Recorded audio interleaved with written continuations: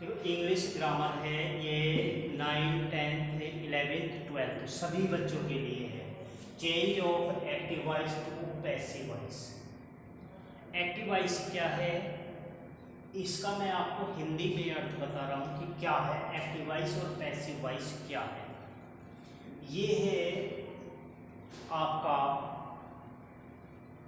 कर्ता को प्रधानता दी जाती है। एक्टिव वॉइस में कर्ता को अर्थात सब्जेक्ट को प्रमुखता यानी प्रधानता दी जाती है और पैसिव वॉइस में ऑब्जेक्ट को प्रधानता दी जाती है। अब इसमें कुछ नियम हैं, एक्टिव से पैसिव बनाने के कुछ नियम हैं जो आपके एक्टिव वॉइस के सब्जेक्ट हैं और पैसिव वॉइस में ऑब्जेक्ट बनते हैं। जैसे आई आया है तो आई का क्या आ जाएगा, बाय मी, वी का बाय अस, यू का बाय यू, सी का बाय हर, ही का बाय हिम, दे का बाय देम और इट का बाय इट। एक्टिव वॉइस का ऑब्जेक्ट है, पैसिव वॉइस का सब्जेक्ट बनने के लिए मी है आपका तो आई हो जाएगा, अस है तो वी हो जाएगा और यू है तो यू रहेगा, हिम का ही हो जाएगा और हर का सी, देम का दे, इट का इट रहेगा। तो ये आपके कुछ चेंज करने के नियम हैं आपको। जैसे पहले उसमें है प्रेजेंट इंडेफिनिट टेंस। अब आ जाए कुछ रूल्स हैं, नियम हैं। क्या है,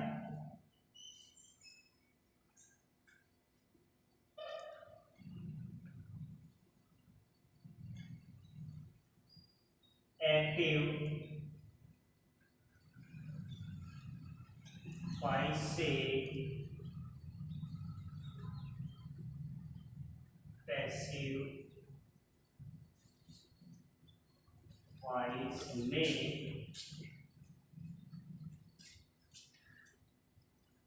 बदलने के नियम।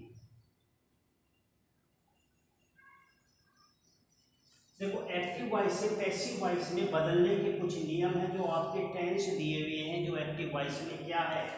अब आता है प्रेजेंट इंडेफिनिट टेंस। इस प्रेजेंट इंडेफिनिट का नियम क्या होता है, सब्जेक्ट वर्ब की फर्स्ट फॉर्म एस कर्ता के अनुसार लगाते हैं और ऑब्जेक्ट जो मैंने आपको प्रेजेंट इंडेफिनिट में पढ़ाया था उसी तरीके से। जब इसको चेंज करेंगे तो ये पैसिव वॉइस में इसका वर्ब क्या हो जाएगा, क्या किस तरीके से करेंगे, तो ऑब्जेक्ट को चेंज करके जो आपका एक्टिव वॉइस का ऑब्जेक्ट है उसको चेंज करके ये सब्जेक्ट बना देंगे पैसिव वॉइस में, यहाँ ऑब्जेक्ट आ जाएगा। फिर इज और एम और वर्ब की थर्ड फॉर्म और बाई और फिर चेंज करके जो सब्जेक्ट है इसका उसको कर देंगे। जैसे आई रीड ए बुक, मैं एक किताब पढ़ता हूँ, तो आई सब्जेक्ट हो गया, रीड आपका वर्ब हो गया और एक किताब आपका ऑब्जेक्ट हो गया। तो ऑब्जेक्ट को हम यहाँ ले आएंगे तो ऑब्जेक्ट क्या आ जाएगा आपका, ए बुक एक किताब, ए बुक इज और एम में से एक, तो ए बुक है एक वचन करता है तो इज लग जाएगा आपका, क्या हो जाएगा, a book is. Read verb की थर्ड फॉर्म यानी कि first second third form read की रीड रहती है, रीड बाई और आई है आपका सब्जेक्ट तो उसका चेंज होकर के क्या आ जाएगा, बाई मी आ जाएगा। आई का एक्टिव वॉइस का सब्जेक्ट चेंज होकर के पैसिव वॉइस में जब ऑब्जेक्ट बनता है तो बाई मी आ जाएगा। अब इसी तरीके से पास्ट इंडेफिनिट टेंस, सब्जेक्ट है सबसे पहले, वर्ब की सेकंड फॉर्म और ऑब्जेक्ट है। अब इसमें वह एक किताब पढ़ता था तो वह, ठीक, वह एक किताब पढ़ता था, ही रीड ए बुक, तो यहां आ जाएगा a book was read by him, क्योंकि क्या आ जाएगा, ही का बाई हिम आ जाएगा चेंज होकर के। फ्यूचर इंडेफिनिट टेंस में आ जाए सब्जेक्ट, इसका नियम है सब्जेक्ट प्लस विल या शैल, वर्ब की फर्स्ट फॉर्म और प्लस ऑब्जेक्ट। तो चेंज करके इसमें मैं एक किताब पढ़ूंगा या मैं कल एक किताब पढ़ूंगा, तो आई शैल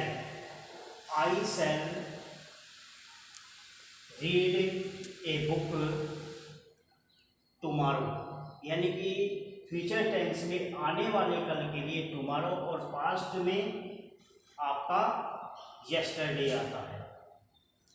तो आई शैल रीड ए बुक, अब ऑब्जेक्ट आ जाएगा ए बुक, तो शैल नहीं लगाएंगे विल लगाएंगे, क्योंकि a book will be read by me, I का मी हो जाएगा।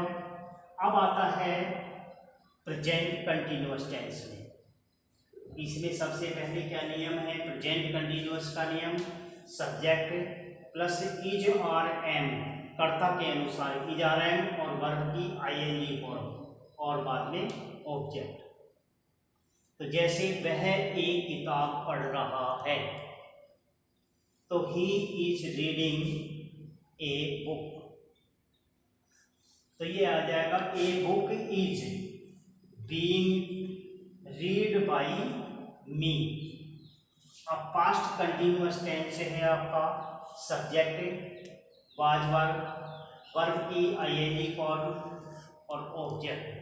जैसे मैं उसकी सहायता कर रहा था, मैं उसकी सहायता कर रहा था, तो I was helping him, I was helping him, क्या आ जाएगा, आई वाज हेल्पिंग हिम, मैं उसकी सहायता कर रहा था। तो हिम का चेंज करके क्या आ जाएगा, हिम का ही आ जाएगा। तो यहाँ ऑब्जेक्ट चेंज करके क्या आएगा, he was being helped, helping की क्या आ जाएगी, हेल्पिड वर्ब की थर्ड फॉर्म, हेल्पिड बाई और मी, आई का मी हो जाएगा। फ्यूचर कंटिन्यूअस टेंस की पैसिव वॉइस नहीं बनती। अब आ जाए present perfect tense. Present perfect tense का नियम है सब्जेक्ट प्लस हैज या हैव कर्ता के अनुसार और वर्ब की थर्ड फॉर्म और ऑब्जेक्ट। वह जैसे देखिए, मैं यह किताब पढ़ चुका हूँ, मैं यह किताब पढ़ चुका हूँ, I have read this book, I have read this book. तो ऑब्जेक्ट में this book has been read by me आ जाएगा। यहाँ पर नियम है ऑब्जेक्ट प्लस वाज वर्ब और बीइंग और वर्ब की थर्ड फॉर्म और plus object has have plus been plus verb की थर्ड फॉर्म। तो मैं यह किताब पढ़ चुका हूँ, तो I have read this book, तो ये this book has been read by me. अब आता है पास्ट परफेक्ट में। पास्ट परफेक्ट में सभी कर्ताओं के साथ में हैड और वर्ब की थर्ड फॉर्म का प्रयोग करते हैं, subject plus had plus verb की थर्ड फॉर्म और बाद में ऑब्जेक्ट।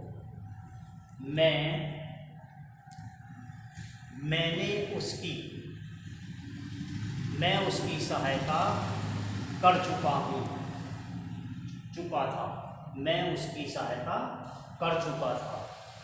तो I had helped him, I had helped him. तो ऑब्जेक्ट को हिम का क्या आ जाएगा चेंज होकर के ही आ जाएगा। तो ही हैड बीन बाई, और आई का क्या हो जाएगा, मी हो जाएगा, बाई मी, आई का बाई मी हो जाएगा। अब आता है future perfect tense. Future perfect tense का नियम है सब्जेक्ट प्लस विल या शैल प्लस वर्ब की थर्ड फॉर्म और प्लस ऑब्जेक्ट। जैसे मैं कल विद्यालय जाऊंगा, मैं कल विद्यालय जाऊंगा, तो आई शैल गॉन टू स्कूल टुमारो। अब इसमें क्या आ जाएगा,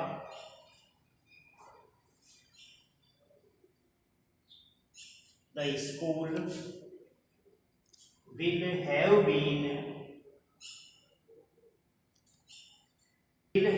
been gone